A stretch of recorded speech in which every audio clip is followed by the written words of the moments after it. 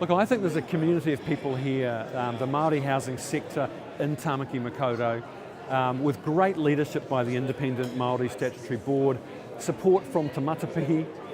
There's a wonderful community of practitioners, of thinkers, highly motivated people, and we just had nearly 3 hours of very, very positive debate in there. People holding us to account as ministers, putting ideas up, debating.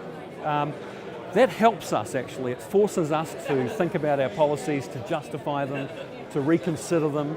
And it also creates a mandate out in the community for us to take action.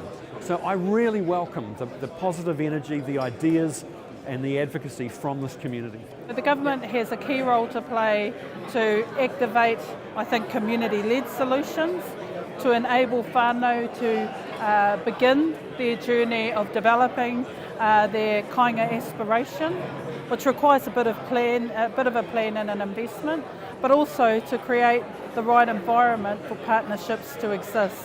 And what we need, especially in a big city like Auckland, is the opportunity to activate the types of partnerships where Māori can support other stakeholders in the housing space to realise aspirations. I think the fact that they dedicated a lot of time to our summit today and they were prepared to answer a lot of questions for about 45 minutes, I think is a mark of their respect and their commitment to it. I think a lot of the answers were a little bit safe.